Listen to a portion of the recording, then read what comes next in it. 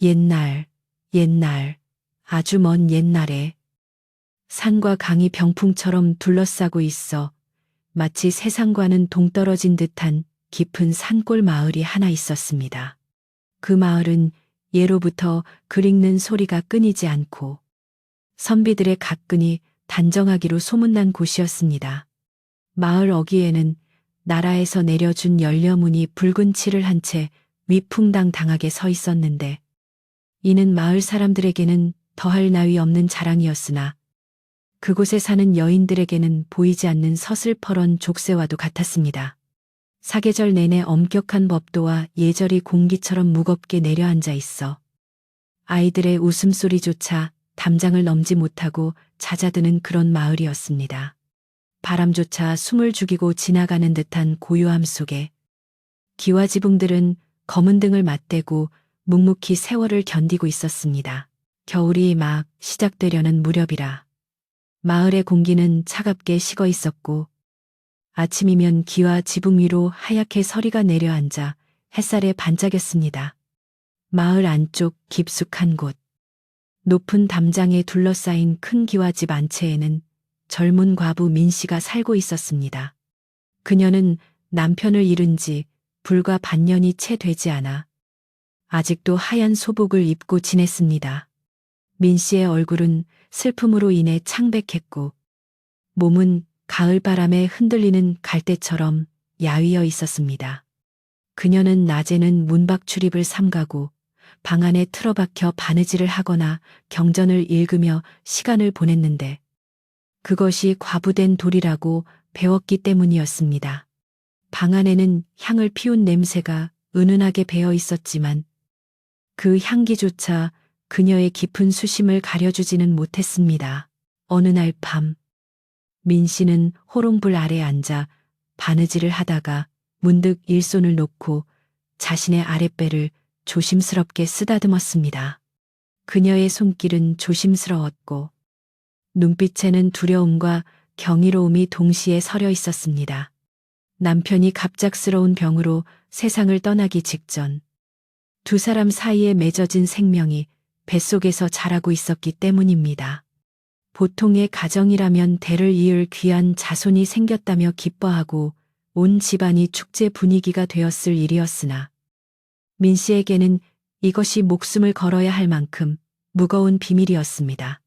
남편이 떠난 시기와 아이가 생긴 시기가 미묘하게 엇갈려 보일 수 있었기에 남들의 입방아에 오르내리기 딱 좋은 상황이었던 것입니다.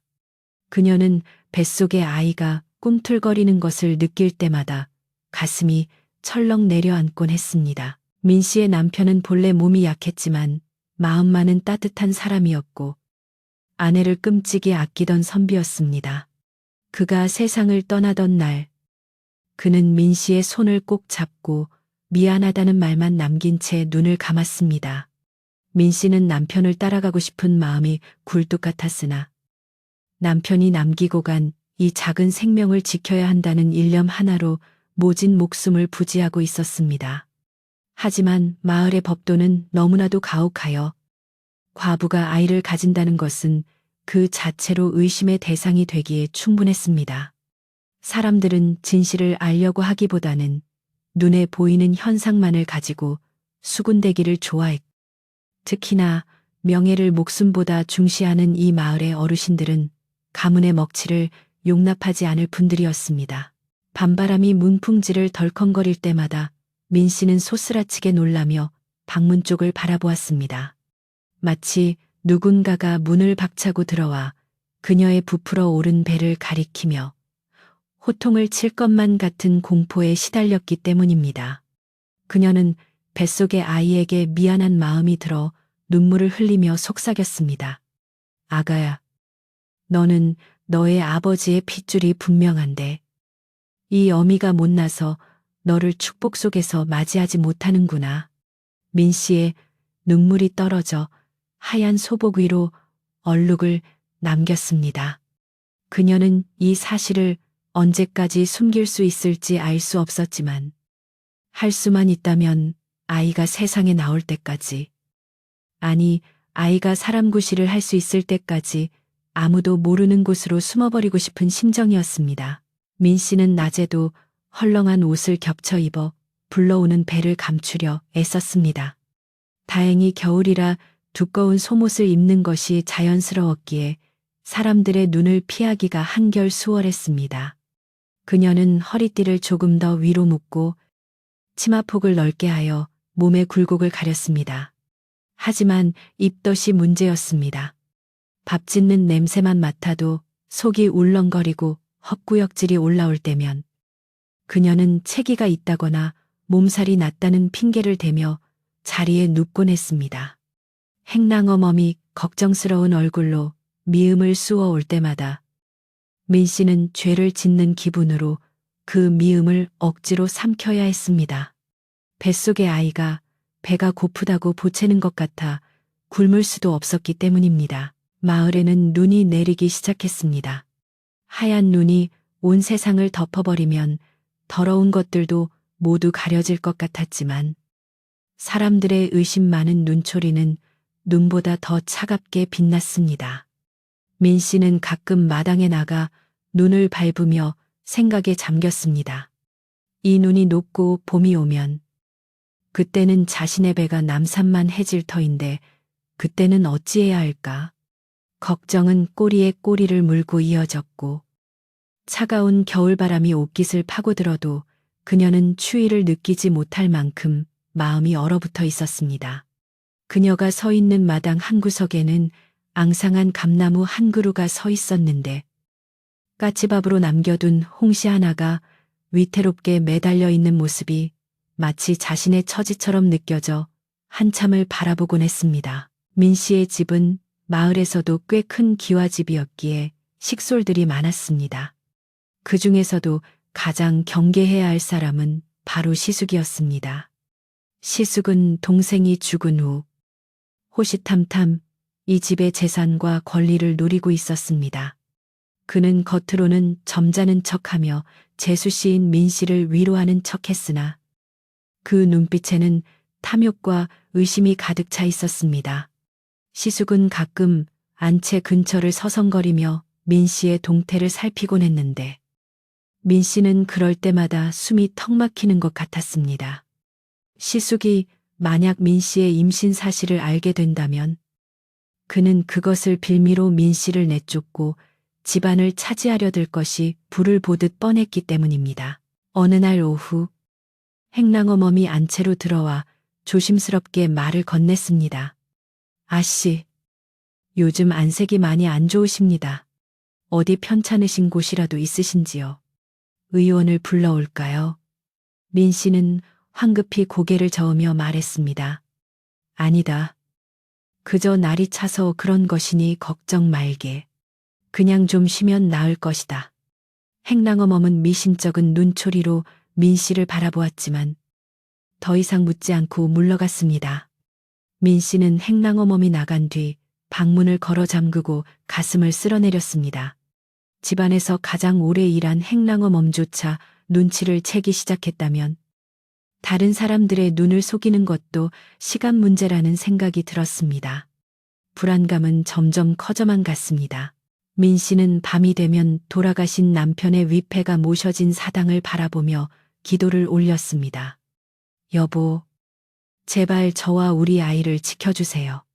당신의 핏줄이 끊어지지 않도록 도와주세요.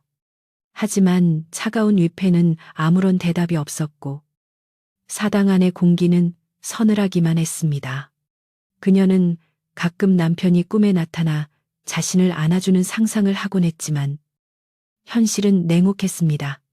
밤마다 들려오는 부엉이 울음소리가 마치 그녀의 불길한 미래를 예고하는 것 같아 그녀는 이불을 머리끝까지 뒤집어 쓰고 귀를 막아야만 했습니다. 이불 속의 어둠만이 그녀가 유일하게 안심할 수 있는 공간이었습니다. 마을의 우물가에는 아낙네들이 모여 빨래를 하며 이런저런 이야기를 나누곤 했습니다. 그들의 이야깃거리는 주로 남의 집 흉이나 소문들이었는데 요즘 들어 민 씨네 집 이야기가 심심치 않게 들려오기 시작했습니다. 서댁 마님 말이야. 요즘 통 바깥 출입을 안 하지 얼굴도 뱃쑥한 게 병이 든 것 같던데 누군가 그렇게 말을 꺼내면 또 다른 누군가가 맞장구를 쳤습니다. 남편 일은 슬픔이 오죽하겠어. 그래도 젊은 사람이 너무 방 안에만 있으면 안 되는데 그런 말들은 아직은 동정에 가까웠지만 언제 그 동정이 날카로운 비난의 화살로 바뀔지 모르는 일이라 민 씨는 우물가 근처에는 얼씬도 하지 않았습니다. 시간은 무심하게 흘러 동지가 다가오고 있었습니다. 밤이 가장 길다는 동지가 되면 민 씨의 외로움과 두려움도 그만큼 길어질 것만 같았습니다. 그녀는 팥죽을 쑤어 사당에 올리면서도 이 붉은 팥죽이 잡기를 쫓아주듯 자신의 불행도 쫓아주기를 간절히 빌었습니다.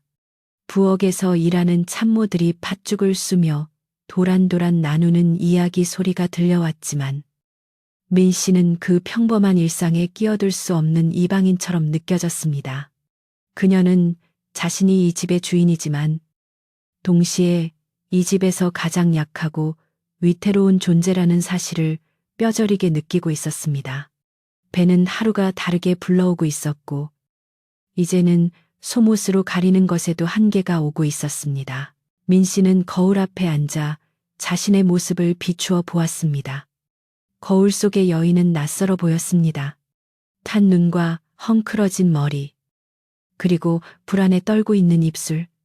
그녀는 거울 속의 자신에게 물었습니다. 너는 죄인인가? 아니면 어미인가? 대답 없는 물음만이 방 안을 맴돌았습니다. 그녀는 옷고름을 풀고 불러온 배를 드러내 보았습니다. 배는 둥글고 단단하게 솟아 있었고 그 안에는 분명히 살아있는 생명이 숨쉬고 있었습니다. 이 아이는 죄가 없다. 이 아이는 사랑의 결실이다. 민 씨는 스스로에게 최면을 걸듯 되뇌었지만 마을 밖에서 들려오는 개 짖는 소리에 다시금 몸을 움츠렸습니다. 눈보라가 거세지던 어느 날 밤 시숙이 술에 취해 안채 마당까지 들어와 고래고래 소리를 질렀습니다.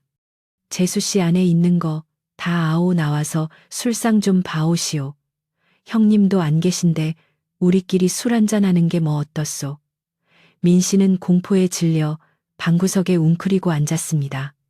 행랑아범이 달려와 시숙을 말렸지만 시숙은 쉽게 물러가지 않았습니다. 이 집안이 누구 덕에 건사되고 있는데 내가 아니면 이 집은 벌써 망했어. 시숙의 고함 소리는 민 씨의 심장을 조여왔습니다.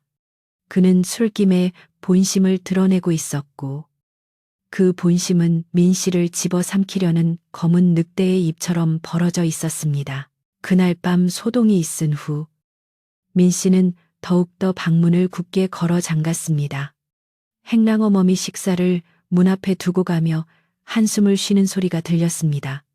아씨, 도련님께서 술이 과하셔서 그런 것이니 너무 마음에 두지 마셔요. 하지만 민 씨는 알았습니다. 술은 그저 핑계일 뿐. 시숙은 기회만 보고 있다는 것을 그녀는 배를 감싸쥐고 생각했습니다. 이곳을 떠나야 할까? 친정으로 돌아가면 받아줄까? 하지만 출가외인이라는 말이 쇠사슬처럼 그녀를 처맘매고 있었습니다. 친정 부모님 역시 체면을 중시하는 분들이라 만삭의 몸으로 돌아온 딸을 반겨줄 리 만무했습니다. 그녀에게는 갈 곳이 없었습니다. 마을의 겨울은 깊어만 갔고 사람들의 인심도 날씨만큼이나 팍팍해져 갔습니다. 감감이 부족한 집들에서는 굴뚝에 연기가 피어오르는 횟수가 줄어들었고 길거리에는 지나다니는 사람들의 발길이 뚝 끊겼습니다. 그런 정막 속에서 민 씨의 집만은 높다란 담장 안에서 흉흉한 기운을 내뿜고 있었습니다. 하인들 사이에서도 알 수 없는 긴장감이 감돌았습니다. 마님께서 이상하다. 밤마다 앓는 소리가 들린다. 혹시 몹쓸 병에 걸린 것은 아닐까 하는 수군거림이 부엌 아궁이 불빛처럼 퍼져나가기 시작했습니다.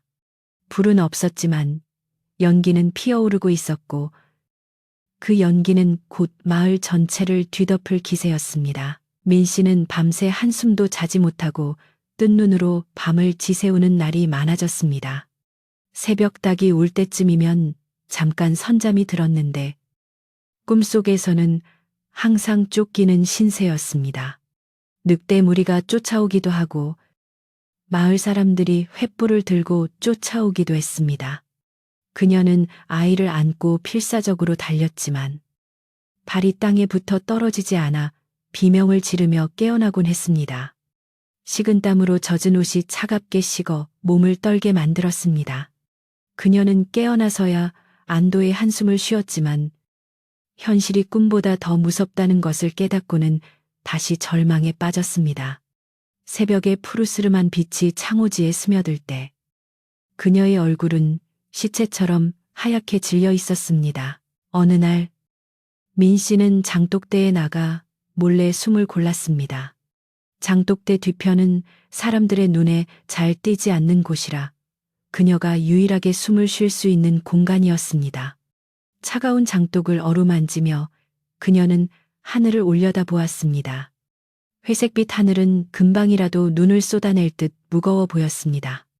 그때 담장 너머로 지나가는 사람들의 말소리가 들려왔습니다. 최진산의 며느리가 칠거지약을 범해서 쫓겨났다며 그래. 친정으로 쫓겨갔다는데 아마 거기서도 못 살고 죽을 게야. 그 말들은 비수가 되어 민 씨의 가슴에 꽂혔습니다. 남의 일이 아니었습니다. 곧 자신에게 닥칠 미래일지도 모른다는 생각에 다리가 후들거려서 있을 수가 없었습니다. 민 씨는 방으로 돌아와 장롱 깊숙한 곳에 숨겨두었던 은장도를 꺼내보았습니다. 시집 올 때 어머니가 주시며 정절을 지키지 못할 바에는 깨끗이 목숨을 끊으라고 하셨던 그 칼이었습니다. 칼집에 새겨진 문양은 아름다웠지만 그 안에 담긴 뜻은 서늘했습니다. 그녀는 칼을 뽑아 날카로운 나를 바라보았습니다. 죽으면 이 모든 고통이 끝날까 하지만 뱃속에서 아이가 툭 하고 발길질을 했습니다. 엄마, 나 여기 있어요. 살아있어요. 아이의 움직임은 그녀에게 살아야 한다는 강력한 의지를 심어주었습니다.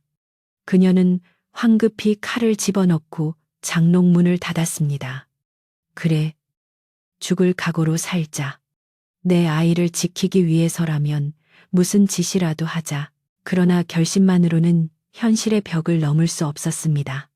입덧은 잦아들었지만 배는 점점 더 불러와 이제는 헐렁한 옷으로도 가리기 힘들 정도가 되었습니다. 걸음걸이도 팔자걸음으로 변해갔고 앉았다 일어날 때마다 허리를 짚고 끙끙거리는 소리가 저절로 나왔습니다. 하인들은 이제 대놓고 민 씨의 배를 쳐다보기 시작했습니다. 그들의 눈빛에는 의아함과 동시에 묘한 호기심이 어려 있었습니다. 특히 눈치가 빠른 시숙의 첩자가 된 몸종 하나가 민 씨의 일거수일투족을 감시하고 있다는 느낌을 지울 수 없었습니다. 집안은 사방이 적들로 둘러싸인 전쟁터와 다름없었습니다. 민 씨는 마지막 희망을 걸고 유모를 부르기로 결심했습니다. 유모는 친정에서부터 자신을 키워준 분이니 자신의 사정을 이해하고 도와줄지도 모른다는 생각이 들었기 때문입니다. 밤이 깊어 모두가 잠든 시각, 민 씨는 몰래 유모를 방으로 불렀습니다. 방문을 닫고 마주 앉은 유모의 얼굴은 세월의 흔적으로 주름이 가득했지만 눈빛만은 여전히 따뜻했습니다. 민 씨는 유모의 손을 잡고 눈물을 쏟으며 그동안 숨겨왔던 이야기를 털어놓았습니다. 남편의 아이라는 것. 하지만 시기가 애매하여 오해를 살까봐 숨겼다는 것. 이제는 더 이상 숨길 수 없어 두렵다는 것까지 모두 이야기했습니다. 유모는 민 씨의 이야기를 듣고 한동안 말을 잇지 못했습니다. 그녀의 눈에서도 눈물이 주르륵 흘러내렸습니다. 아가씨, 어찌 이리 미련하게 혼자 끙끙 앓으셨습니까? 진작 말씀을 하셨어야지요. 유모는 민 씨를 안고 등을 토닥여 주었습니다. 하지만 유모의 표정은 점점 어두워졌습니다. 그녀 역시 이 마을의 법도가 얼마나 지독한지 잘 알고 있었기 때문입니다. 더구나 시숙이 눈에 불을 켜고 있는 상황에서 이것이 밝혀지면 어떤 파란이 일어날지 짐작이 갔습니다. 유모는 깊은 한숨을 내쉬며 말했습니다. 방법이 있을 것입니다. 호랑이 굴에 들어가도 정신만 차리면 산다고 했습니다. 제가 어떻게든 도와드리겠습니다. 하지만 유모의 위로에도 불구하고 바깥바람은 더욱 거세게 몰아쳤습니다. 문풍지가 찢어질 듯 울어대고 마당의 앙상한 나뭇가지들이 서로 부딪히며 기괴한 소리를 냈습니다. 그것은 마치 마을 전체가 민 씨를 향해 손가락질하며 웅성거리는 소리처럼 들렸습니다. 민 씨는 유모의 품에 안겨 잠시나마 안식을 찾았지만 마음 한구석에는 여전히 시커먼 먹구름이 드리워져 있었습니다. 이 밤이 지나고 날이 밝으면 또다시 숨막히는 하루가 시작될 것입니다. 과연 그녀는 이 높은 담장 안에서 얼음장 같은 마을 사람들의 시선 속에서 뱃속의 아이를 지켜낼 수 있을까요? 촛불이 바람에 흔들리며 긴 그림자를 만들어냈고 그 그림자는 민 씨의 운명처럼 위태롭게 일렁였습니다. 겨울바람이 대나무 숲을 흔들 때마다 서걱거리는 소리가 마치 사람들의 수군거림처럼 들리는 날들이 계속되었습니다. 동지가 지나고 소환이 다가오자 마을의 우물가는 두꺼운 얼음으로 뒤덮였고 안악들은 언손을 호호 불어가며 물을 길어야 했습니다. 날씨가 추워지면 사람들의 마음도 덩달아 얼어붙기 마련이라 따뜻한 아랫목에 모여 앉아 남의 이야기를 안주 삼는 것이 유일한 낙이 되어버린 탓이었습니다. 그 중에서도 마을의 소식을 가장 먼저 물어다 나르는 최씨의 고모는 앙상한 입술을 달싹이며 좌중을 휘어잡고 있었습니다. 그녀의 눈은 매처럼 날카로워 남의 집 담장 넘어 일어나는 사소한 변화조차 놓치는 법이 없었고 한번 문이야기거리는 절대로 놓지 않는 끈질긴 성미를 가지고 있었습니다. 어느 날 아침 최씨의 고모는 물동이를 내려놓으며 주변 눈치를 살피더니 목소리를 낮춰 은밀하게 말을 꺼냈습니다. 자네들, 그 소문 들었는가? 저 윗동네 민씨댁 말이야. 그 집 굴뚝에서 나는 냄새가 요새 좀 이상하다지 뭔가. 옆에 있던 안악이 눈을 동그랗게 뜨며 되물었습니다. 냄새라니요. 밥 짓는 냄새가 다 거기서 거기지. 별다를 게 있나요? 최씨네 고모는 고무를 혀를 차며 손가락을 흔들었습니다. 아니야. 내가 어제 그 집 앞을 지나는데 시큼한 동치미 냄새랑 매운 장떡 냄새가 진동을 하더란 말이야. 상중인 집에서 그것도 안주인이 입맛이 없다고 곡기를 끈다시피 했다던 집에서 그런 냄새가 난다는 게 말이 되나? 그 말은 마른 장작에 불이 붙듯 순식간에 안악들의 귀를 타고 번져나갔습니다. 그러고 보니 얼마 전에 행랑어멈이 읍내 장터에서 귤을 사가는 걸 봤다는 사람도 있었어요. 이 겨울에 그 귀한 귤을 어디다 쓰려고 샀을까? 또 다른 안악이 맞장구를 쳤습니다. 맞아요. 그리고 민씨 마님. 요새 통 바깥 출입을 안 하잖아요. 아파서 누워만 있다는데 의원을 부르는 꼴은 못 봤고 뭔가 꿍꿍이가 있는 게 분명해요. 추측은 꼬리에 꼬리를 물고 이어졌고 그 끝은 언제나 불길한 상상으로 귀결되었습니다. 과부의 집에서 나는 음식 냄새와 두문 불출. 이것은 마을 사람들의 호기심을 자극하기에 충분한 소재였고 그들의 상상 속에서 민 씨는 이미 해서는 안 될 짓을 저지른 부정한 여인이 되어가고 있었습니다. 이러한 소문은 바람을 타고 사랑채에 머물고 있던 시숙의 귀에도 들어갔습니다. 그는 동생이 죽은 후 집안의 대소사를 관장한다는 명목으로 사랑채를 차지하고 앉아 매일 술판을 벌이거나 마을 한량들과 어울려 노닥거리는 것이 일과였습니다. 그는 본래 욕심이 많고 심보가 고약하여 동생의 재산을 어떻게든 가로채려고 호시탐탐 기회를 엿보고 있었습니다. 그러던 차에 들려온 민 씨에 대한 흉흉한 소문은 그에게 있어 그야말로 가뭄의 단비와도 같은 소식이었습니다. 그는 무릎을 탁 치며 회심의 미소를 지었습니다. 옳거니 이제야 꼬리가 잡히는구나. 네, 그럴 줄 알았지. 겉으로는 조신한 척하더니 뒤로는 호박씨를 까고 있었어. 시숙은 즉시 집안의 하인들을 불러 모아 닥달하기 시작했습니다. 그는 험상궂은 얼굴로 하인들을 노려보며 으름장을 놓았습니다.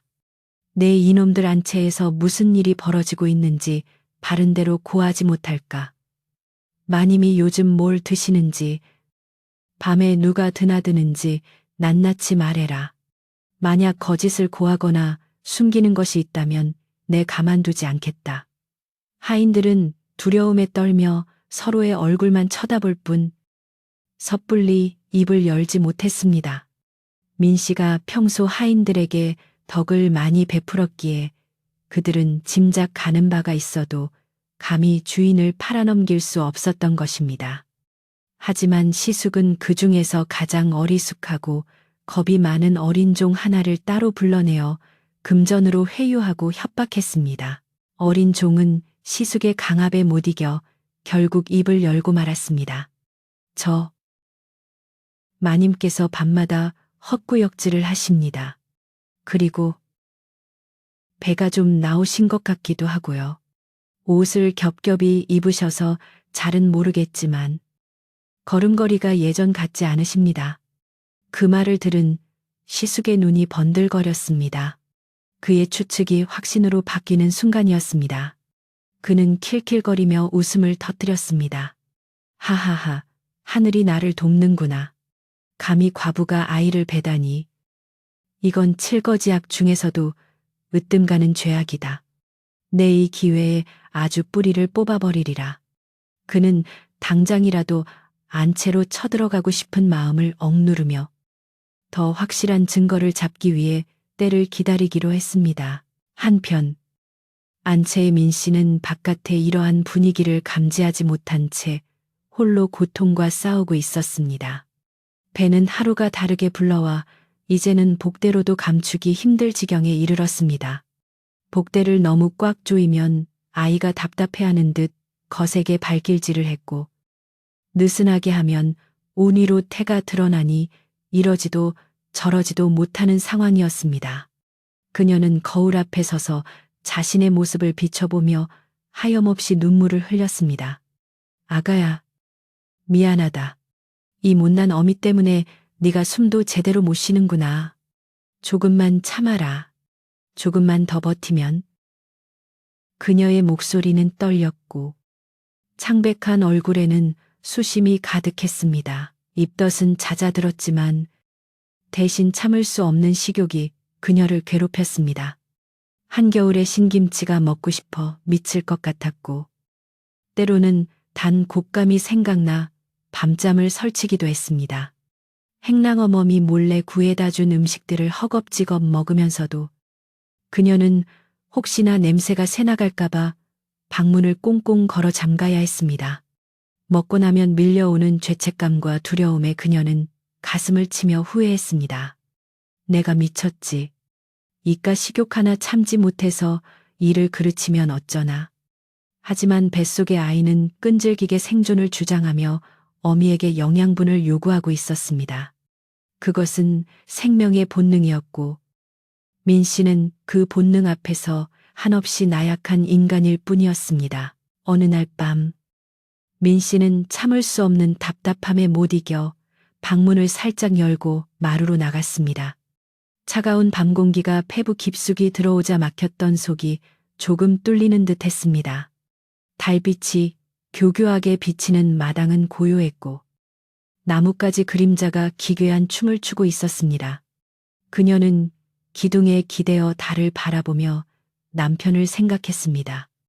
여보, 보고 계시나요? 당신의 아이가 이렇게 자라고 있어요. 부디 저를 도와주세요. 그때 담장 너머에서 부스럭거리는 소리가 들렸습니다. 민 씨는 소스라치게 놀라 얼른 방으로 들어가 문을 걸어 잠갔습니다. 심장이 터질 듯 뛰었고 식은 땀이 등을 타고 흘러내렸습니다. 누군가가 자신을 지켜보고 있다는 느낌. 그것은 착각이 아니었습니다. 그림자의 주인은 바로 시숙이 심어놓은 첩자였습니다. 그는 어둠 속에 숨어 민 씨의 일거수일투족을 감시하고 있었고 그녀가 배를 감싸쥐고 마루에 서 있는 모습을 똑똑히 목격했습니다. 첩자는 즉시 사랑채로 달려가 시숙에게 이 사실을 알렸습니다. 나으리, 보았습니다. 마님의 배가 남산만 합니다. 펑퍼짐한 옷을 입었지만 분명합니다. 시숙은 회심의 미소를 지으며 술잔을 비웠습니다. 좋아. 아주 좋아. 이제 모든 준비는 끝났다. 내일 아침 문중 어른들을 모시고 이 사단을 끝내리라. 그의 목소리에는 잔인한 살기가 서려 있었습니다. 이 모든 상황을 눈치챈 사람은 오직 늙은 유모뿐이었습니다. 그녀는 평생을 이 집안에서 살아오며 숱한 풍파를 겪은 노인이라. 집안의 공기가 심상치 않게 돌아가는 것을 본능적으로 알 수 있었습니다. 하인들의 수군거림, 시숙의 번들거리는 눈빛, 그리고 민 씨를 감시하는 낯선 시선들. 유모는 더 이상 지체했다가는 돌이킬 수 없는 일이 벌어질 것임을 직감했습니다. 그녀는 늦은 밤 몰래 사랑채로 향했습니다. 시숙을 만나 단판을 지어야겠다고 생각한 것입니다. 비록 자신이 천한 신분이지만 민 씨를 지키기 위해서라면 목숨이라도 내놓을 각오가 되어 있었습니다. 유모가 사랑채 문 앞에 이르러 나으리. 드릴 말씀이 있어 왔습니다. 라고 구하자 방 안에서 시숙의 퉁명스러운 목소리가 들려왔습니다. 밤이 늦었는데 무슨 일이냐? 썩 물러가라. 하지만 유모는 물러서지 않고 문 앞에 무릎을 꿇고 앉았습니다. 나으리, 제발 한 번만 뵙게 해주십시오. 우리 마님에 관한 일입니다. 집안의 명운이 달린 일입니다. 그 말에 방문이 벌컥 열리고 시숙이 얼굴을 내밀었습니다. 마님에 관한 일이라, 들어와 보거라. 시숙의 입가에는 비열한 웃음이 걸려 있었습니다. 방 안에 들어선 유모는 시숙 앞에 엎드려 눈물로 호소했습니다. 나으리, 저도 다 알고 있습니다. 나으리께서 의심하고 계신 것 말입니다. 하오나, 그것은 오해이옵니다. 마님 뱃속의 아이는 돌아가신 서방님의 핏줄이 확실합니다. 하늘이 알고 땅이 아는 사실입니다. 유모는 바닥에 머리를 놓으며 애원했습니다. 부디 아이가 태어날 때까지만이라도 모른 척 해주십시오. 아이가 태어나면 닮은 곳이 있을 것입니다. 그때 가서 판단하셔도 늦지 않습니다. 제발 불쌍한 마님과 어린 생명을 살려주십시오. 하지만 시숙의 반응은 냉담하기 그지없었습니다. 그는 코웃음을 치며 유모를 내려다보았습니다. 서방님의 핏줄 그 말을 누가 믿겠느냐. 죽은 지가 언젠데 이제 와서 배가 불러온단 말이냐. 내 동생이 무덤에서 튀어나오기라도 했단 말이냐. 시숙은 곰방대를 탁탁 털며 말을 이었습니다. 그리고 설사 그게 사실이라 한들 남들이 그걸 믿어주겠느냐. 우리 가문의 명예는 땅에 떨어지고 사람들의 조롱거리가 될 것이다. 나는 가장으로서 가문의 위신을 지켜야 할 의무가 있다. 부정한 씨앗은 싹을 자르기 전에 없애야 하는 법이다. 유모는 절망적인 표정으로 시숙의 바짓가랑이를 붙잡았습니다. 나으리, 제발 자비를 베풀어 주십시오. 그 아이는 나으리의 조카이기도 합니다. 어찌 혈육에게 그리 모질게 대하십니까? 그러나 시숙은 유모를 발로 걷어차며 소리쳤습니다. 네, 인연 어디서 감히 훈계질이냐. 썩 꺼지지 못할까.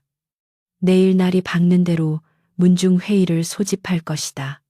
내 주인이 짓지 않은 죄가 없다면 떳떳하게 밝히면 될 일 아닌가. 유모는 바닥에 내동댕이 쳐진 채 하염없이 눈물만 흘렸습니다. 시숙의 마음속에는 이미 탐욕이라는 괴물이 자라나 있어 어떠한 호소도 들리지 않는 상태였습니다. 사랑채에서 쫓겨난 유모는 비틀거리는 걸음으로 안채로 돌아왔습니다. 밤하늘에는 먹구름이 잔뜩 끼어 달빛조차 가려져 있었고 매서운 칼바람이 그녀의 얇은 옷깃을 파고들었습니다. 그녀는 안채 마당에 서서 민 씨가 잠든 방을 바라보며 가슴을 쳤습니다. 아이고, 불쌍한 아기 씨. 이를 어쩌면 좋단 말인가. 저 독한 것이 내일 당장 사단을 낼 터인데. 유모의 주름진 얼굴 위로 뜨거운 눈물이 흘러내려 차가운 땅을 적셨습니다. 그녀는 자신이 할 수 있는 일이 아무것도 없다는 무력감에 치를 떨었습니다. 그 시각 민 씨는 불길한 꿈에 시달리고 있었습니다. 꿈속에서 그녀는 끝이 보이지 않는 낭떠러지 위에 서 있었고 뒤에서는 시커먼 늑대떼가 으르렁거며 다가오고 있었습니다.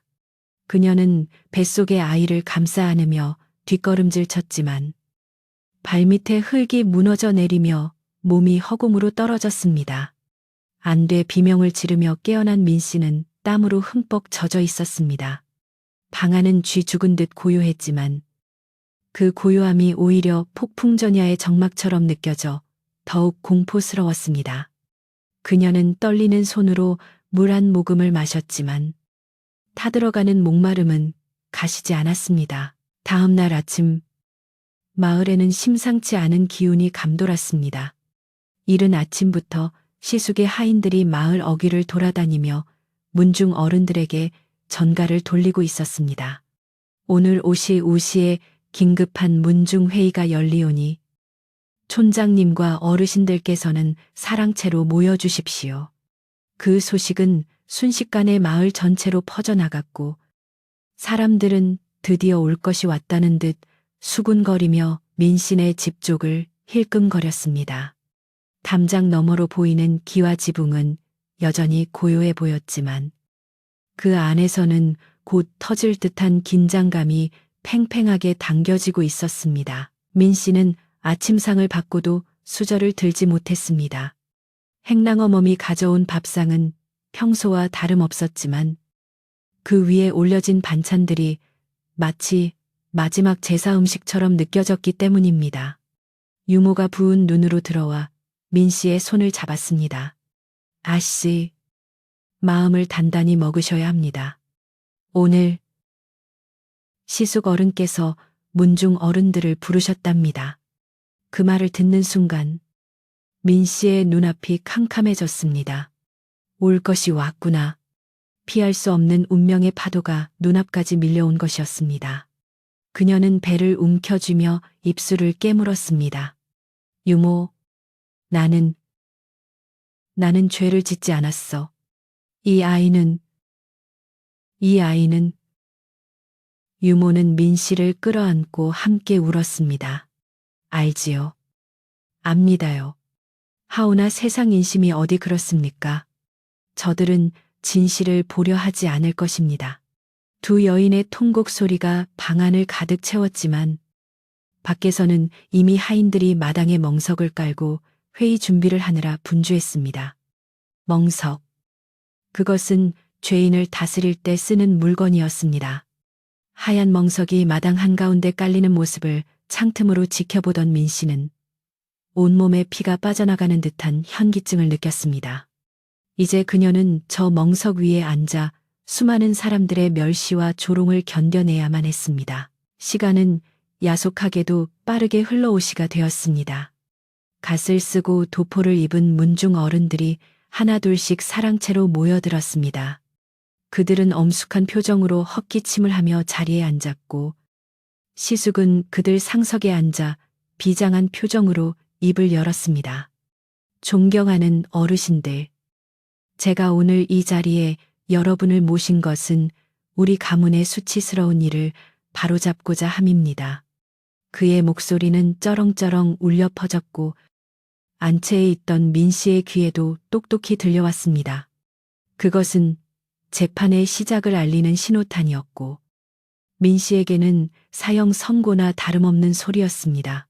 과연 민 씨는 이 험악한 상황 속에서 자신과 아이를 지켜낼 수 있을까요? 닫혀있던 안채의 문이 열리고 하인이 들어와 차가운 목소리로 말했습니다. 마님, 어르신들께서 찾으십니다. 마당으로 드시지요. 민 씨는 떨리는 다리에 힘을 주어 일어섰습니다. 그녀는 소복을 단정히 매만지고 뱃속의 아이에게 속삭였습니다. 두려워 마라. 어미가 너를 지킬 것이다. 그리고는 비장한 표정으로 방문을 나섰습니다.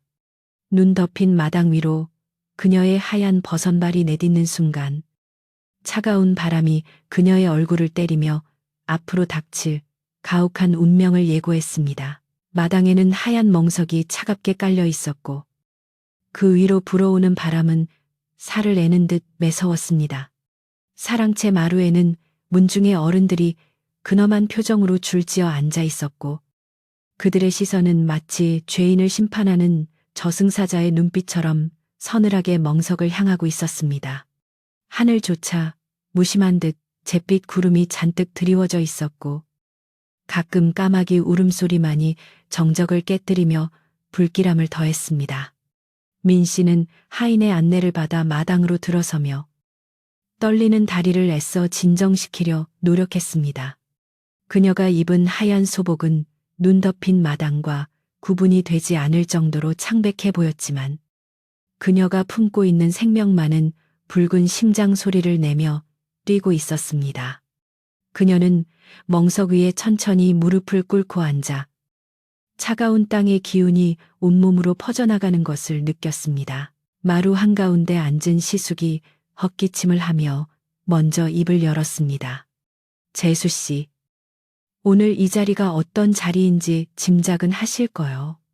우리 가문은 대대로 충효와 정절을 목숨보다 귀하게 여겨왔소. 헌데 상중인 과부의 몸에서 아이가 자라고 있다는 해괴한 소문이 돌고 있으니 이 어찌 조상님들을 뵐 면목이 있겠소. 시숙의 목소리는 짐짓 점잖은 척했으나 그 안에는 비열한 승리의 기쁨이 숨겨져 있었습니다. 그는 주위 어른들을 둘러보며 동의를 구하는 듯한 눈빛을 보냈고 어른들은 혀를 차거나 고개를 저으며 민 씨를 힐난하는 눈빛으로 바라보았습니다. 민 씨는 고개를 숙인 채 입술을 깨물며 그들의 따가운 시선을 견뎌내야 했습니다. 가장 연로하신 문중 어르신이 곰방대를 탁탁 털며 무겁게 입을 열었습니다. 민 씨야, 네가 이 집에 시집 와서 그동안 고생한 것은 내 모르는 바가 아니다. 허나 과부의 배가 불러온다는 것은 변명의 여지가 없는 불행이자 죄악이니라. 네 뱃속의 아이가 누구의 씨앗인지 바른대로 고하거라. 만약 지금이라도 이실직고하고 용서를 빈다면 목숨만은 부지하게 해줄 수도 있음이야. 어르신의 말씀은 자비로운 듯 들렸으나 그 속뜻은 이미 민 씨를 부정한 여인으로 단정짓고 있었습니다. 민 씨는 억울함에 눈물이 핑 돌았지만 여기서 무너지면 끝장이라는 생각에 고개를 번쩍 들고 어르신들을 똑바로 응시했습니다. 어르신, 억울하옵니다. 하늘을 우러러 한 점 부끄러움이 없습니다.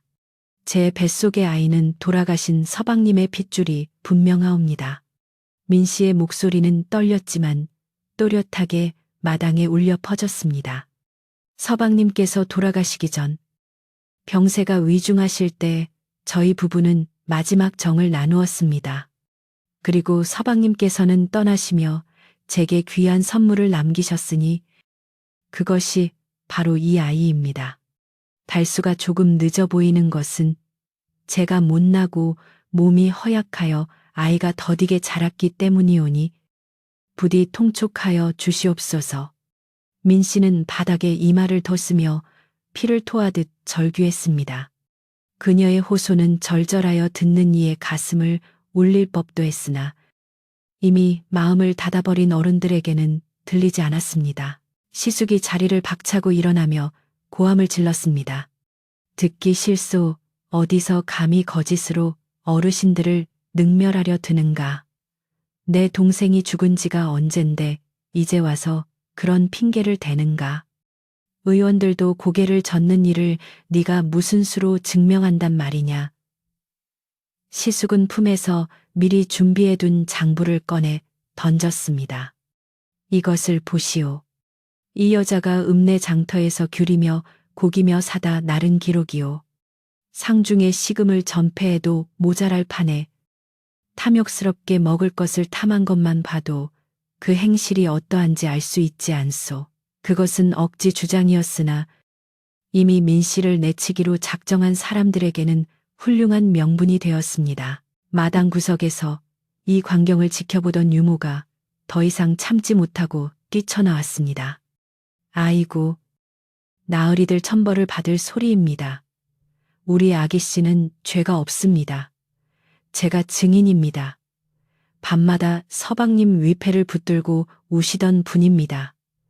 유모는 멍석으로 달려가 민 씨를 감싸 안으며 울부짖었습니다. 이 늙은 년을 죽이시고 제발 우리 마님은 살려주십시오. 뱃속의 아기는 이 집안의 장손이 맞습니다요. 하지만 시숙은 눈을 부라리며 하인들에게 손짓했습니다. 저 미친 노파를 당장 끌어내라. 신성한 문중회의를 방해한 죄를 엄히 물을 것이다. 건장한 하인들이 달려들어 유모를 거칠게 끌어냈. 유모의 비명소리가 마당을 가득 메웠습니다. 유모가 끌려나가는 모습을 보며 민 씨는 억장이 무너지는 것 같았습니다. 유일한 내 편, 나를 믿어주는 단 한 사람이 처참하게 내쳐지는 것을 보니 두려움보다 분노가 치밀어 올랐습니다. 그만두시오. 유모에게 손대지 마시오. 민 씨가 소리쳤지만 그녀의 외침은 공허한 메아리가 되어 흩어졌습니다. 문중 어르신들은 소란스러운 상황에 인상을 찌푸리며 혀를 찼습니다. 제쳇, 집안 꼴이 말이 아니로구나. 아랫사람 단속 하나 제대로 못하다니. 그들은 진실을 밝히는 것보다 가문의 체면이 구겨지는 것을 더 못 견뎌 했습니다. 그들에게 민 씨와 뱃속의 아이는 어서 빨리 도려내야 할 환부일 뿐이었습니다. 좌장격인 어르신이 다시 근엄하게 입을 열어 판결을 내렸습니다. 더 들어볼 것도 없다. 과부가 몸가짐을 잘못하여 구설수에 오르고 집안의 법도를 어지럽혔으니 이는 칠거지하게 해당한다. 더구나 뱃속의 아이가 누구의 씨인지 불분명하여 가문의 핏줄을 더럽힐 우려가 크니 이를 족보에 올릴 수는 없는 노릇이다. 어르신의 말 한마디 한마디는 비수가 되어 민 씨의 가슴에 꽂혔습니다. 이에 우리 문중은 민 씨를 가문에서 파문하고 족보에서 그 이름을 지우기로 결정하였다. 지금 당장 이 집에서 나가거라. 그리고 다시는 이 마을에 발을 들이지 말라.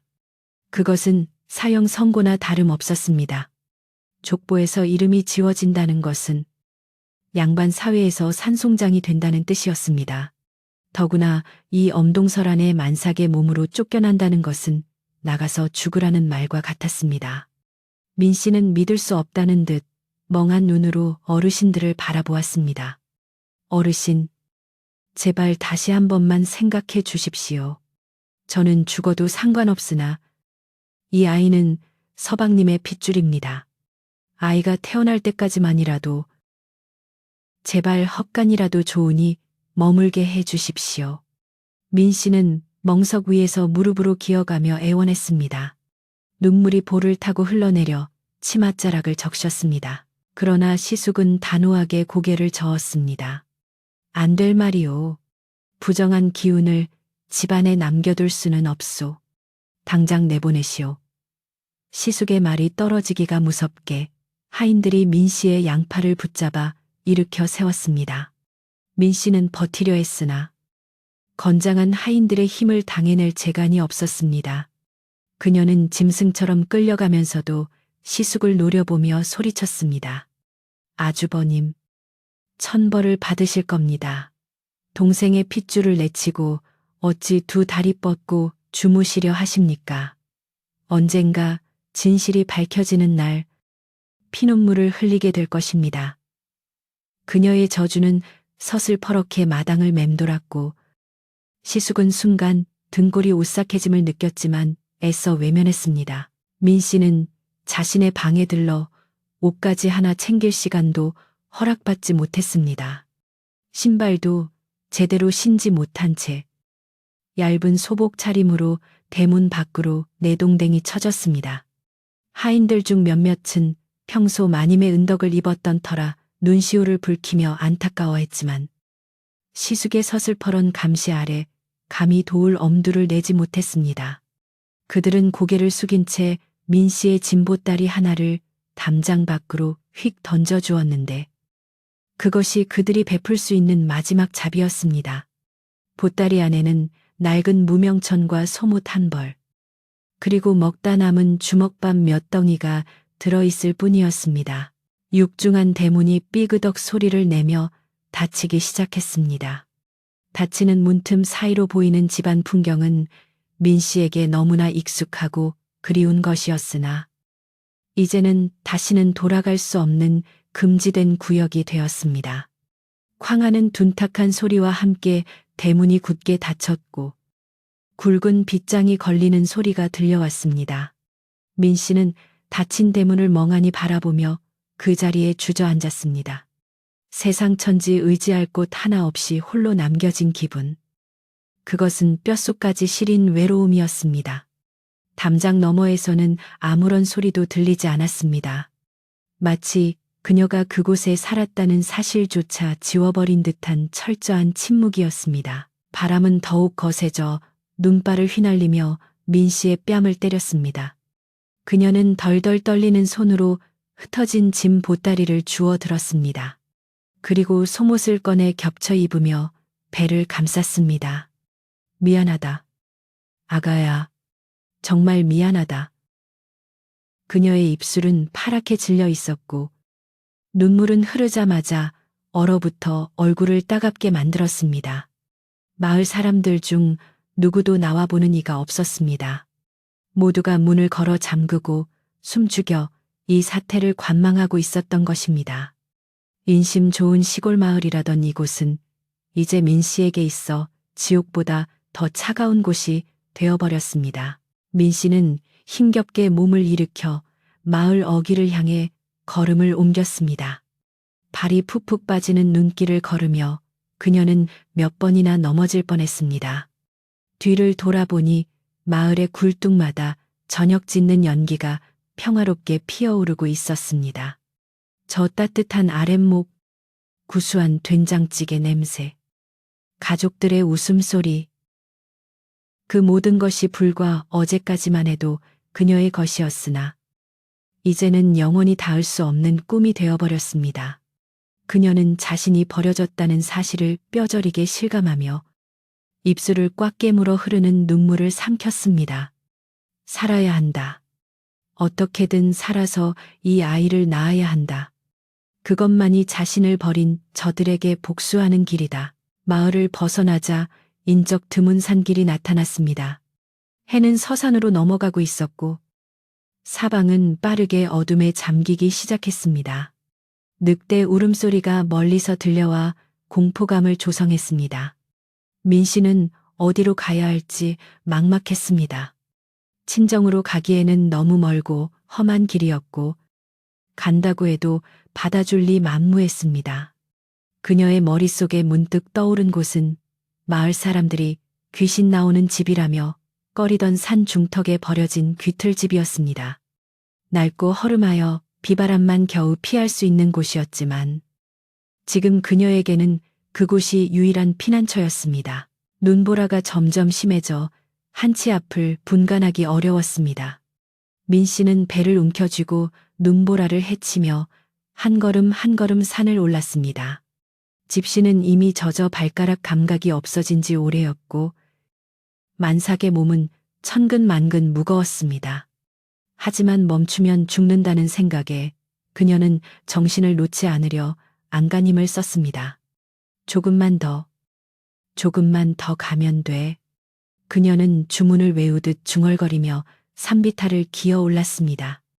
나뭇가지에 긁혀 얼굴과 손등에서 피가 났지만 고통조차 느낄 수 없을 만큼 추위가 온몸을 마비시키고 있었습니다. 한참을 헤매던 끝에 드디어 낡은 귀틀집이 희미하게 모습을 드러냈습니다. 지붕은 반쯤 무너져 있었고 문짝은 떨어져 나갈 듯 덜렁거렸지만 민 씨에게는 대궐보다 더 반가운 모습이었습니다. 그녀는 비틀거리며 집 안으로 들어서자마자 털썩 쓰러졌습니다. 바닥에는 먼지와 낙엽이 수북하게 쌓여 있었고 천장 구멍으로 눈송이가 들이치고 있었습니다. 그녀는 거친 숨을 몰아쉬며 주변을 둘러보았습니다. 아무것도 없는 텅 빈 공간. 이곳에서 과연 아이를 낳고 살아갈 수 있을까 절망감이 엄습해왔지만 뱃속의 아이가 힘차게 발길질을 하며 엄마를 응원했습니다. 민 씨는 주섬주섬 낙엽을 긁어모아 자리를 만들었습니다. 그리고 보따리에서 무명천을 꺼내 바람이 들어오는 틈새를 막았습니다. 가지고 온 주먹밥은 꽁꽁 얼어 돌덩이처럼 변해 있었지만 그녀는 그것을 입안에서 녹여가며 억지로 삼켰습니다. 먹어야 체온을 유지할 수 있고 아이에게 힘을 줄 수 있기 때문입니다. 차가운 밥알이 목구멍을 넘어갈 때마다 서러움이 북받쳐 올랐지만 그녀는 소리내어 울 힘조차 아껴야 했습니다. 어둠 속에서 그녀는 자신의 배를 쓰다듬으며 아이에게 말을 걸었습니다. 아가야, 춥지 엄마가 꼭 안아줄게. 밤이 깊어지자 산속의 기온은 급격히 떨어졌습니다. 민 씨는 온몸을 웅크리고 떨면서도 잠들지 않으려 애썼습니다. 지금 잠들면 영영 깨어나지 못할 수도 있다는 것을 본능적으로 알았기 때문입니다. 그녀는 남편과의 행복했던 시절을 떠올리며 정신을 붙잡았습니다. 따뜻했던 그의 품, 다정했던 목소리, 함께 거닐던 봄날의 꽃길. 그 기억들이 작은 불씨가 되어 그녀의 얼어붙은 마음을 조금이나마 녹여주었습니다. 하지만 현실의 추위는 너무나 가혹했고 그녀의 의식은 점점 흐릿해져만 갔습니다. 그때 갑자기 아랫배에 알 수 없는 통증이 느껴졌습니다. 처음에는 미미했던 통증이 점점 규칙적으로 강해지기 시작했습니다. 민 씨는 본능적으로 산기가 시작되었음을 직감했습니다. 안 돼? 아직은 안 돼. 지금 나오면 얼어 죽어. 그녀는 다급하게 배를 감싸주며 고개를 저었지만 아이는 이제 세상 밖으로 나오려 하고 있었습니다. 준비된 것은 아무것도 없었습니다.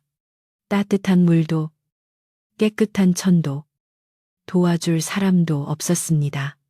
오직 차가운 바람과 어둠, 그리고 낡은 귀틀집만이 그녀의 출산을 지켜볼 뿐이었습니다. 민 씨는 고통 속에 신음하며 바닥을 긁었습니다. 진통의 간격은 점점 짧아졌고 고통의 강도는 상상을 초월했습니다. 그녀는 입에 옷자락을 물고 비명을 참아내야 했습니다.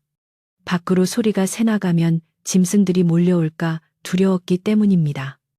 식은 땀과 눈물이 범벅이 된 채 그녀는 홀로 처절한 사투를 벌였습니다.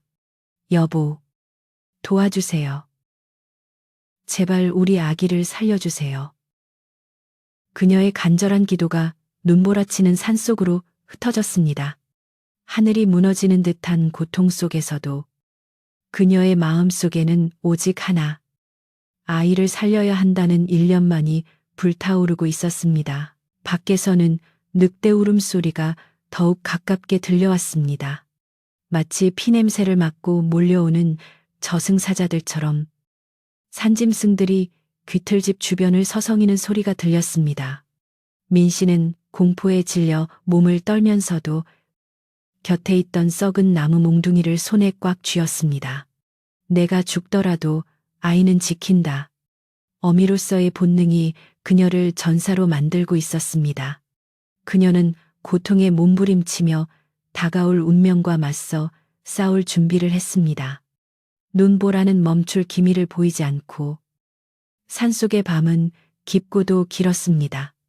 과연 이 가녀린 여인은 무사히 아이를 낳고 아침을 맞이할 수 있을까요? 생사의 갈림길에선 민 씨의 거친 숨소리만이 적막한 산장을 가득 채우고 있었습니다. 산속의 귀틀집은 거센 눈보라 속에서 금방이라도 날아갈 듯 위태롭게 흔들리고 있었고, 그 안에서는 생과 사를 넘나드는 처절한 사투가 벌어지고 있었습니다. 민 씨는 차가운 바닥에 누워 이를 악물고 신음을 삼켰으나 찢어질 듯한 고통은 그녀의 의지를 시험하듯 끊임없이 몰려왔습니다. 그녀는 몽롱해지는 정신을 붙잡기 위해 손톱으로 허벅지를 꼬집으며 어둠 속에서 희미하게 빛나는 눈 덮인 천장을 바라보았습니다. 아가야, 조금만 더 힘을 내렴. 세상 밖으로 나와야 산단다. 그녀의 목소리는 갈라지고 떨렸지만 그 안에 담긴 어미로서의 결기는 그 어떤 장수의 외침보다도 강인했습니다. 밖에서 들려오는 늑대의 울음소리가 공포를 자극했지만 뱃속 아이의 꿈틀거림이 그녀에게는 더 큰 세상의 전부였습니다.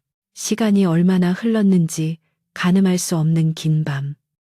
산고의 고통이 정점에 달했을 때 민 씨는 마지막 힘을 짜내어 비명을 질렀습니다. 그 비명은 눈보라 소리에 묻혀 세상 밖으로 퍼져나가지 못했지만 낡은 귀틀집의 대들보를 울리기에는 충분했습니다. 그리고 잠시 후 응애하는 우렁찬하기 울음소리가 정적을 깨고 터져 나왔습니다. 그것은 죽음의 그림자가 드리워진 산속에서 피어난 기적과도 같은 생명의 소리였습니다.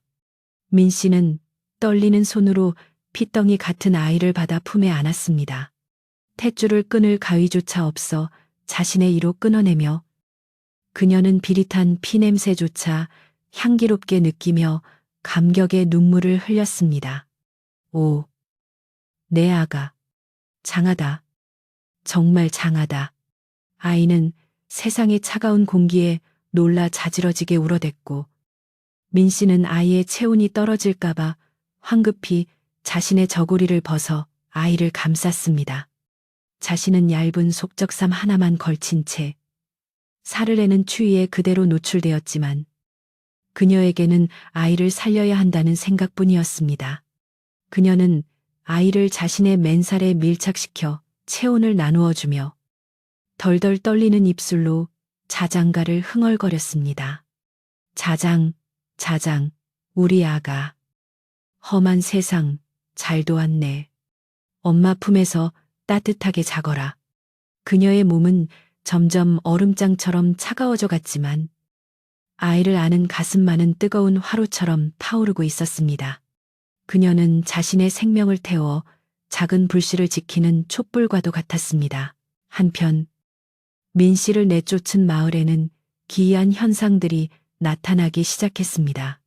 한밤중에 갑자기 마른 하늘에서 날벼락이 치는가 하면 멀쩡하던 마을 당산나무 가지가 뚝 부러져 나가는 소리가 들려 사람들의 잠을 깨웠습니다. 특히 민 씨를 내쫓는데 앞장섰던 시숙의 사랑채에서는 괴이한 일이 벌어졌습니다. 시숙이 잠든 방의 문풍지가 이유 없이 북북 찢어지고 돌아가신 형님의 위패가 모셔진 사당문이 쾅하고 열리며 위패가 바닥으로 떨어져 두 동강이 나버린 것입니다. 시숙은 꿈속에서 소복을 입은 여인이 피눈물을 흘리며 자신의 목을 조르는 악몽을 꾸다가 비명을 지르며 깨어났습니다. 식은땀으로 흥건히 젖은 그는 공포에 질려 이불을 뒤집어 쓰고 벌벌 떨었습니다. 다음 날 새벽, 마을 입구에 범상치 않은 기운을 풍기는 노승 한 분이 나타났습니다.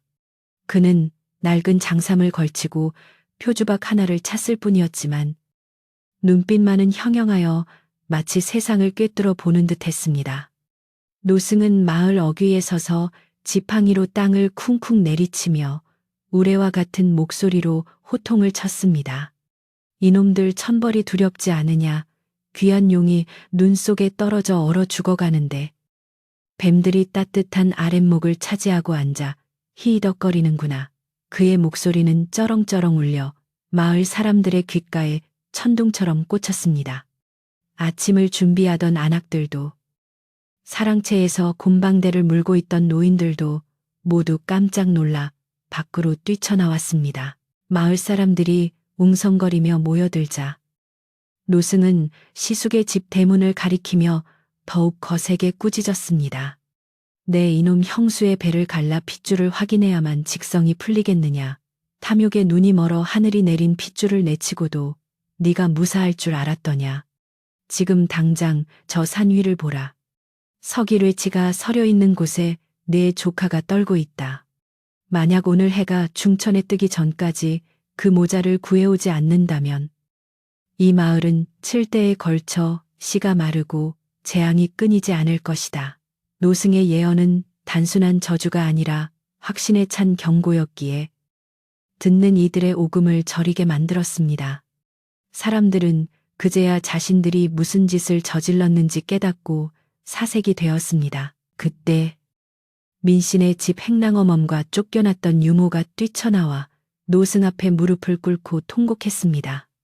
스님, 제발 우리 불쌍한 아씨를 살려주십시오. 어젯밤 눈보라 속에 산으로 가셨습니다. 홀몸도 아닌 만삭의 몸으로 가셨으니 지금쯤 어찌 되었을지 모릅니다요. 유모의 절규는 마을 사람들의 꽁꽁 언양심을 녹이는 뜨거운 물과 같았습니다. 웅성거림은 곧 탄식과 자책으로 바뀌었습니다. 세상에, 이 엄동설 안에 산으로 갔다니. 우리가 너무했어. 아무리 그래도 사람을 죽게 내버려 둬서야 쓰나. 마을 촌장이 떨리는 목소리로 외쳤습니다. 여봐라, 당장 횃불과 가마를 준비해라. 젊은이들은 앞장서서 길을 터라. 사람부터 살리고 봐야지. 이러다간 우리 마을 다 죽게 생겼다. 시숙은 노승의 기세에 눌려 툇마루에서 꼼짝도 못하고 주저앉아 있었습니다. 그의 얼굴은 흙빛이 되어 있었고 입술은 파르르 떨렸습니다. 조카를 죽이려 했다는 죄책감보다는 당장 닥쳐올 재앙과 사람들의 비난이 더 두려웠던 것입니다.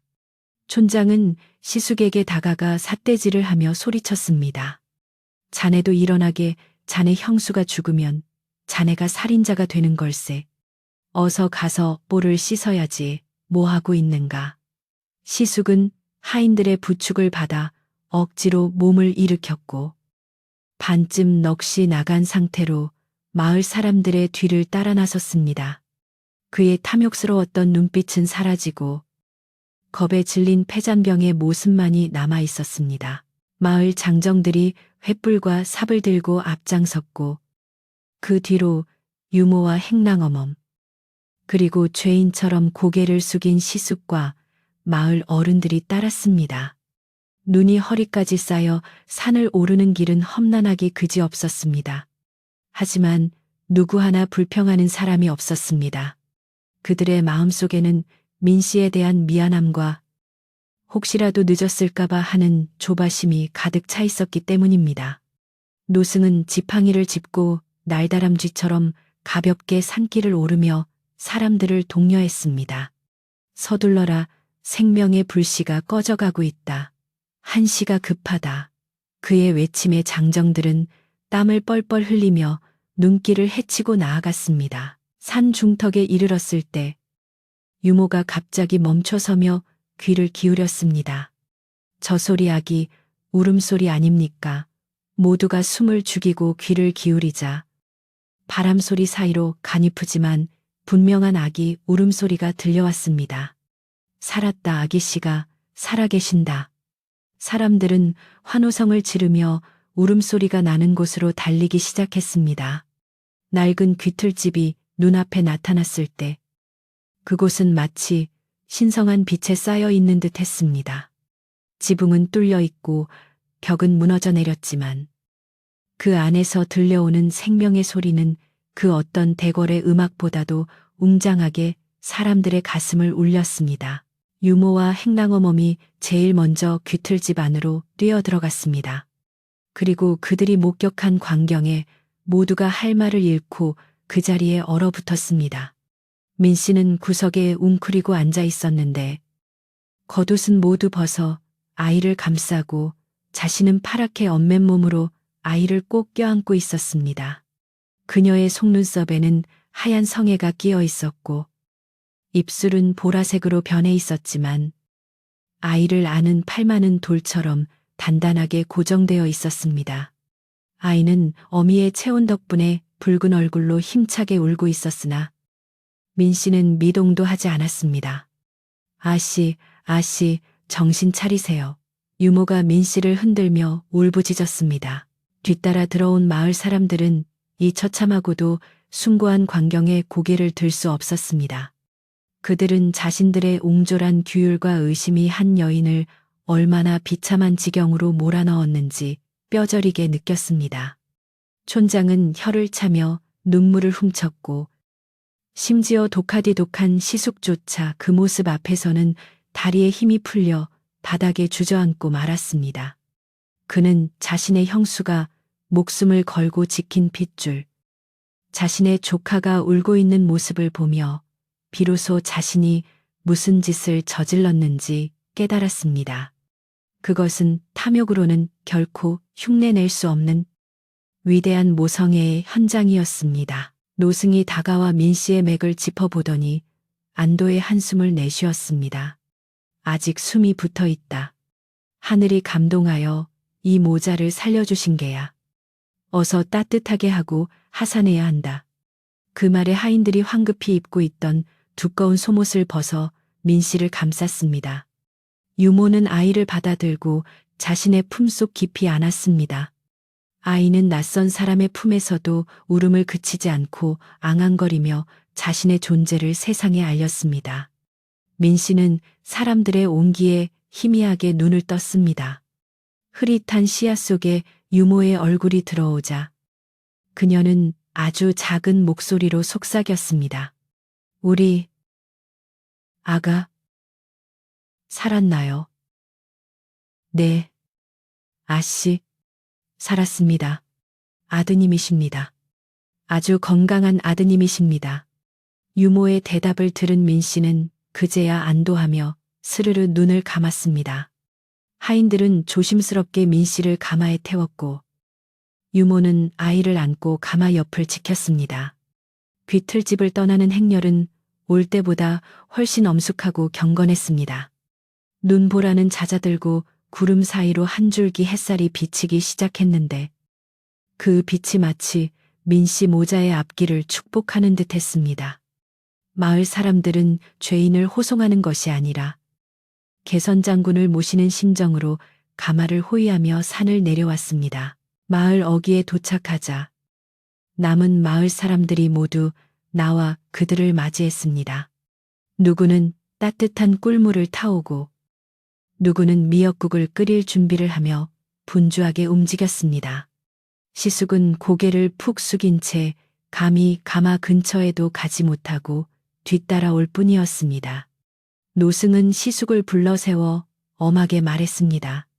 네, 죄는 죽어 마땅하나 형수가 목숨으로 지킨 핏줄을 보아서라도 평생 속죄하며 살아라. 네 형수의 자리를 돌려주고 조카를 네 자식보다 귀하게 여기거라. 만약 또다시 딴 마음을 품는다면 그때는 하늘이 용서치 않을 것이다. 시숙은 눈물을 흘리며 바닥에 머리를 조아렸습니다. 명심하겠습니다. 죽을 때까지 은혜 갚으며 살겠습니다. 민 씨는 다시 자신의 안채로 돌아왔습니다. 차갑게 식어있던 방에는 장작불이 활활 타올라 훈훈한 기운이 감돌았고 아랫목은 절절 끓고 있었습니다. 하인들은 발빠르게 움직이며 산모를 위한 준비를 마쳤습니다. 민 씨가 누운 방에는 병풍이 처지고 머리맡에는 맑은 물이 떠놓였습니다. 마을 의원이 급히 달려와 민 씨를 진맥하고 탕약을 지어 올렸습니다. 기력이 많이 쇠하셨으나 근본이 강단 있는 분이라 곧 털고 일어나실 겁니다. 천만다행입니다. 의원의 말에 밖에서 숨죽여 기다리던 사람들은 일제히 환호성을 질렀습니다. 만세, 민씨, 마님, 만세, 아이의 울음소리가 다시 한번 안채 담장을 넘어 마을 전체로 퍼져나갔습니다. 이번에는 숨겨야 할 비밀의 소리가 아니라 마을 전체가 축복해야 할 기쁨의 소리였습니다. 사람들은 삼삼오오 모여 아이가 얼마나 우렁차게 우는지, 코는 아버지를 닮고 눈은 어머니를 닮았다느니 하며 이야기꽃을 피웠습니다. 최신의 고모조차 부끄러운 얼굴로 꿀 한 단지를 들고 와 행랑어멈에게 슬며시 건네며 말했습니다. 이거 산모한테 좋다는 건데 내 마음이라 생각하고 좀 받아줘. 내가 입이 10개라도 할 말이 없네 그려. 마을에 얼어붙었던 인심도 따뜻한 아랫목처럼 서서히 녹아내리고 있었습니다. 저녁이 되자 마을 회관에는 잔치가 벌어졌습니다. 민 씨의 건강 회복과 아이의 탄생을 축하하고 마을 사람들의 과오를 씻어내기 위한 화합의 장이었습니다. 비록 민 씨는 아직 누워 있어 참석하지 못했지만 사람들은 민 씨의 집족을 향해 술잔을 올리며 그녀의 강인함과 모성애를 칭송했습니다. 노승은 그 모습을 흐뭇하게 바라보며 표주박에 든 물을 한 모금 마시고는 호련히 사라졌습니다. 마치 할 일을 다 마친 신선처럼 바람과 함께 왔다가 바람과 함께 사라진 것입니다. 마을 사람들은 그가 산신령이나 도사였을 것이라 믿으며 그가 남긴 교훈을 가슴 깊이 새겼습니다. 밤이 깊어지자 사위는 다시 고요해졌습니다. 하지만 그 고요함은 예전의 차갑고 무거운 침묵이 아니었습니다. 그것은 평온하고 따뜻한 안식이었습니다. 민 씨는 따뜻한 이불 속에서 곤히 잠든 아이의 얼굴을 바라보았습니다. 아이의 볼은 발그레했고 작은 입술은 오물거리고 있었습니다. 그녀는 아이의 손을 살며시 잡았습니다. 그 작은 손 안에 세상 모든 희망이 담겨 있는 것 같았습니다. 고맙다. 아가야. 살아줘서 고마워. 이제 아무도 우리를 갈라놓지 못할 거야. 민 씨의 눈가에 맺힌 눈물은 더 이상 슬픔의 눈물이 아닌 벅찬 감동과 감사의 눈물이었습니다. 밖에서는 하얀 눈이 소복소복 쌓이고 있었지만 방 안은 더없이 아늑했습니다. 문풍지 너머로 들려오는 바람 소리조차 이제는 자장가처럼 부드럽게 들렸습니다. 민 씨는 아이를 품에 안고 깊은 잠에 빠져들었습니다. 꿈속에서 남편이 환하게 웃으며 다가와 그녀와 아이를 안아주었습니다. 고생했소. 부인, 정말 고생했소. 남편의 따뜻한 목소리가 그녀의 귓가에 맴돌았습니다.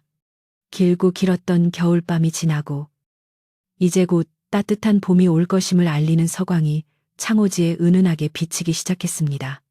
이 집안의 진정한 주인들이 제 자리를 찾은 밤, 평화는 그렇게 다시 찾아왔습니다. 눈보라가 휘몰아치던 험한 겨울이 지나고 어느덧 마을 어귀의 버드나무 가지에도 연두색 물이 오르기 시작했습니다. 죽음의 문턱까지 갔던 민 씨가 다시 안채로 돌아온 후 그 집의 풍경은 예전과는 완전히 달라져 있었습니다. 굳게 닫혀있던 대문은 활짝 열려 따뜻한 봄 햇살을 마당 가득 받아들였고 사람들의 발길이 끊이지 않아 활기가 넘쳤습니다. 부엌에서는 산모를 위한 미역국 끓이는 구수한 냄새가 심리 밖까지 퍼져나가는 듯했고 하인들의 얼굴에도 웃음꽃이 피었습니다. 무엇보다 가장 큰 변화는 안채에서 들려오는 아기의 맑은 울음소리였습니다. 그 소리는 마치 겨우내 얼어붙었던 땅을 깨우는 생명의 노래처럼 마을 사람들의 마음속에 깊은 울림을 주었습니다. 이제 누구도 그 울음소리를 듣고 수근거리거나 의심의 눈초리를 보내지 않았습니다. 오히려 그 소리가 들릴 때마다 사람들은 하던 일을 멈추고 흐뭇한 미소를 지으며 아이의 건강을 빌어주곤 했습니다. 민 씨는 지극한 정성 속에 하루가 다르게 기력을 회복해 갔습니다. 그녀의 창백했던 얼굴에는 다시 복숭아빛 생기가 돌기 시작했고 눈빛은 그 어느 때보다 깊고 단단해져 있었습니다.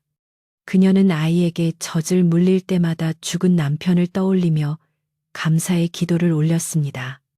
아이는 놀라울 정도로 아버지를 쏙 빼닮아 있었습니다. 짙은 눈썹이며 오뚝한 코, 심지어 잠버릇까지 남편의 모습을 그대로 투영하고 있어 보는 이들로 하여금 탄성을 자아내게 했습니다. 마을의 노인들은 아이를 보며 돌아가신 선비님이 환생하신 것 같다며 혀를 내둘렀고 그 덕분에 아이의 핏줄에 대한 일말의 의심조차 봄눈 녹듯 완전히 사라져버렸습니다. 아이는 존재 자체만으로 어머니의 결백을 증명하는 가장 확실한 증거가 되어 주었습니다. 한편 민 씨를 내쫓는데 앞장섰던 시숙은 완전히 딴 사람이 되어 있었습니다.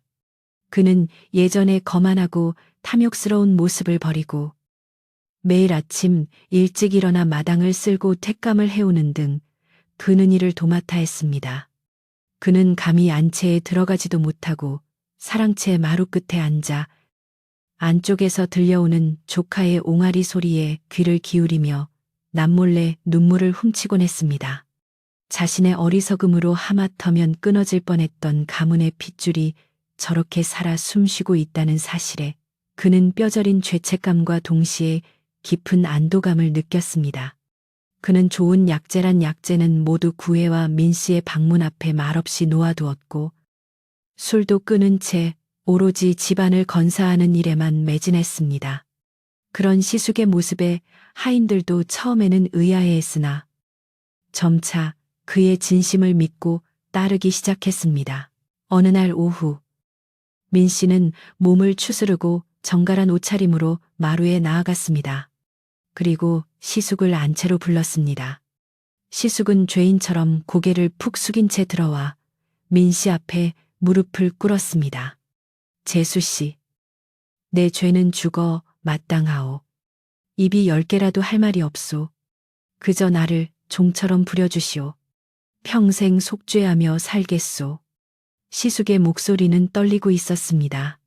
민 씨는 잠시 그를 바라보다가 조용히 입을 열었습니다. 아주버님, 지난 일은 꿈을 꾼 셈 치겠습니다. 서방님께서 하늘에서 보고 계시니 이제부터라도 조카에게 부끄럽지 않은 큰아버지가 되어 주십시오. 이 아이가 자라면 아주버님께 글을 배우게 할 것입니다. 민 씨의 넓은 아량의 시숙은 바닥에 엎드려 통곡했습니다. 그것은 진정한 화해와 용서의 순간이었고 집안에 서려 있던 마지막 앙금까지 씻겨 내려가는 듯 했습니다. 마을 사람들의 태도 또한 눈에 띄게 변했습니다. 그들은 민 씨를 볼 때마다 살아있는 열녀라 칭송하며 존경심을 표했습니다. 예전에는 남편을 따라 죽는 것만을 미덕으로 알았던 사람들이 이제는 생명을 지켜낸 민 씨의 강인한 모성애야말로 진정한 도리임을 깨닫게 된 것입니다. 우물가에 모인 안악들은 더 이상 남 흉을 보지 않았고 오히려 서로의 안부를 묻고 어려운 집을 도울 궁리를 했습니다. 최신의 고모는 자신의 밭에서 가장 먼저 딴 봄나무를 한 바구니 가득 해와 민 씨에게 건네며 멋쩍게 웃었습니다. 이거 입맛 없을 때 먹으면 최고야. 우리 며느리 주려고 했는데 자네 생각이 나서 가져왔어. 투박한 말 속에 담긴 사과의 뜻을 민 씨는 웃으며 받아주었습니다. 마을 전체가 비온 뒤에 땅이 굳어지듯 시련을 겪으며 더욱 단단하고 따뜻한 공동체로 거듭나고 있었습니다. 아이가 태어난 지 100일이 되는 날, 민 씨네 집에서는 큰 잔치가 벌어졌습니다. 마을 사람들은 너나 할 것 없이 쌀과 떡, 과일을 들고 찾아와 마당을 가득 메웠습니다. 문중의 어른들도 모두 참석하여 갓근을 고쳐매고 정중하게 자리에 앉았습니다. 예전처럼 근엄한 표정으로 훈계를 늘어놓는 것이 아니라 진심으로 아이의 장수를 빌어주기 위해 모인 자리였습니다. 마당에는 멍석 대신 화려한 돗자리가 깔렸고 그 위에는 온갖 산의 진미가 차려진 백일상이 놓였습니다. 아이는 색동저고리를 입고 의젓하게 앉아 있었는데 그 모습이 어찌나 늠름한지 보는 이들마다 장군감이다, 정승감이다 하며 칭찬을 아끼지 않았습니다. 민 씨는 아이를 안고 어르신들께 감사의 인사를 올렸고 어르신들은 흐뭇한 표정으로 술잔을 기울였습니다. 이날 아이에게는 명준이라는 이름이 지어졌습니다. 밝을 명에 준걸준 자를 써서 어둠 속에서 빛을 찾아 나온 뛰어난 인재가 되라는 뜻을 담았습니다. 족보의 가장 윗자리에 아이의 이름이 붓글씨로 정성스럽게 쓰이는 순간 민 씨의 눈시울이 다시 붉어졌습니다. 족보에서 파내어졌던 이름이 다시 제 자리를 찾고 끊길 뻔했던 가문의 명맥이 다시 이어지는 역사적인 순간이었습니다. 시숙은 떨리는 손으로 족보를 어루만지며 조상님들께 맹세했습니다. 다시는 이 귀한 이름을 더럽히지 않겠노라고. 잔치는 밤늦도록 이어졌고 마을 사람들은 덩실덩실 춤을 추며 그동안의 묵은 체증을 날려보냈습니다. 담장 너머로 퍼지는 풍악 소리는 산골 마을의 밤하늘을 아름답게 수놓았습니다. 잔치가 끝나고 사람들이 모두 돌아간 뒤 민 씨는 유모와 행랑어멈을 방으로 불렀습니다. 그리고 미리 준비해둔 비단 옷감과 두둑한 쌈짓돈을 쥐어주었습니다. 두 분이 아니었다면 저와 명준이는 지금 이 세상 사람이 아니었을 것입니다. 제 생명의 은인이십니다. 이 은혜는 죽을 때까지 잊지 않겠습니다. 민 씨의 진심 어린 말에 두 사람은 손사래를 치며 눈물을 흘렸습니다. 아씨, 당치 않습니다. 저희는 그저 할 도리를 했을 뿐입니다요. 이렇게 살아계셔 주신 것만으로도 감사합니다. 신분의 벽을 넘어 생사를 함께한 그들의 끈끈한 정은 그 어떤 보물보다도 값진 것이었습니다. 민 씨는 그들을 가족처럼 대우하며 노후를 편안하게 보낼 수 있도록 보살폈습니다. 봄이 깊어가면서 마당의 감나무에도 새순이 돋아나고 뒤뜰의 매화나무에는 하얀 꽃망울이 터졌습니다. 민 씨는 날이 좋을 때면 아이를 업고 뒷산에 올랐습니다. 아이를 낳았던 그 허름한 귀틀집은 이제 마을 사람들이 힘을 모아 깨끗하게 수리하여 산신령을 모시는 작은 사당으로 만들어 놓았습니다. 민 씨는 그곳에 들러 향을 피우고 자신들을 구해준 이름 모를 노승을 위해 맑은 물 한 그릇을 떠놓았습니다. 비록 그 스님은 다시 나타나지 않았지만 민 씨는 바람이 불 때마다 스님의 목소리가 들리는 듯 했습니다. 생명은 귀한 것이다. 잘 키우거라. 그 가르침은 민 씨가 살아가는 평생의 지표가 되었습니다. 그녀는 아이에게 항상 겸손하고 어려운 이웃을 돌볼 줄 아는 사람이 되어야 한다고 가르쳤습니다. 세월은 유수와 같이 흘러 아이는 무럭무럭 자라났습니다. 명주는 총명하여 하나를 가르치면 열을 알았고 효심이 지극하여 어머니의 말이라면 팥으로 메주를 뱉다 해도 믿고 따랐습니다. 시숙은 조카에게 글을 가르치며 제2의 인생을 살았고 마을 사람들은 명준을 마을의 보배로 여기며 아꼈습니다. 민 씨의 집은 언제나 웃음소리가 끊이지 않았고 곡식 창고는 베푼 만큼 다시 채워져 항상 풍족했습니다. 예전에 차갑고 엄격했던 규율 대신 이제는 사랑과 이해가 그 집을 지탱하는 기둥이 되었습니다. 사람들은 민씨네 집을 지나갈 때면 저기가 복이 들어오는 집이다라고 말하며 부러워했습니다. 어느 평화로운 가을 저녁, 민씨는 마루에 앉아 바느질을 하고 있었습니다.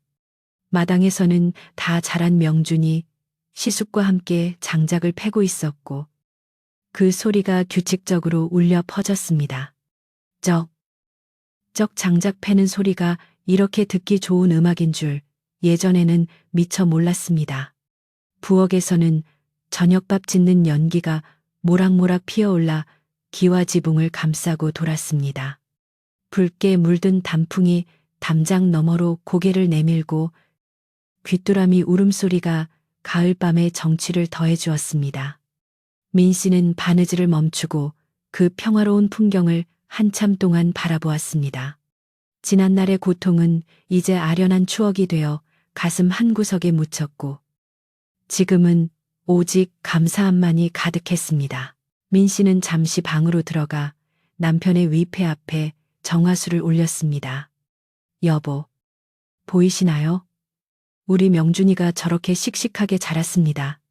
아주버님도 이제는 듬직한 형님이 되셨고요. 당신이 지켜주신 덕분입니다. 부디 그곳에서도 편안하게 지내세요. 저도 아이를 다 키우고 나면 당신 곁으로 가서 못다한 이야기를 나누겠습니다. 촛불이 은은하게 흔들리며 마치 남편이 대답하는 듯 했습니다. 그녀는 위패를 쓰다듬으며 온화한 미소를 지었습니다. 마음속에 있던 무거운 짐을 모두 내려놓은 듯 그녀의 표정은 더없이 평온해 보였습니다. 밖에서 어머니, 저녁 진지 드세요 하는 아들의 우렁찬 목소리가 들려왔습니다. 밤이 깊어온 세상이 어둠에 잠겼지만 민신의 사랑방과 안방의 불빛은 따스하게 켜져 있었습니다. 아랫목은 뜨끈하게 데워져 있었고 잘 마른 이불에서는 햇볕 냄새가 났습니다. 민 씨는 잠자리에 든 아들의 머리를 쓰다듬으며 나지막이 옛날 이야기를 들려주었습니다. 눈보라 치던 밤, 얼마나 많은 사람들의 도움과 사랑으로 네가 태어났는지, 그리고 생명이란 얼마나 소중한 것인지에 대한 이야기였습니다. 아들은 어머니의 이야기를 자장가 삼아 스르르 잠이 들었고, 민 씨도 아들의 손을 꼭 잡고 눈을 감았습니다. 꿈속에서도 행복은 계속될 것이라는 믿음이 그녀를 포근하게 감싸 안았습니다. 옛적의 산과 들이 고요하던 때에 시작된 이 이야기는 이제 마을 사람들의 입을 통해 전설처럼 전해지게 되었습니다. 차가운 법도보다는 따뜻한 사람의 마음이 더 중요하다는 것을 일깨워준 민 씨와 아이의 이야기. 그들이 겪었던 시련과 극복, 그리고 화해의 과정은 긴 겨울밤. 할머니가 손자들에게 들려주는 가장 아름다운 옛날 이야기가 되어 듣는 이들의 마음속에 작은 촛불 하나씩을 밝혀주었다고 합니다. 오늘도 그 산골 마을에는 바람이 불지만 그 바람은 더 이상 차갑지 않고 사람들의 따뜻한 마음을 싣고 멀리 멀리 퍼져나가고 있답니다. 여러분도 오늘 밤 따뜻한 이불 속에서 편안하고 좋은 꿈 꾸시기를 바랍니다.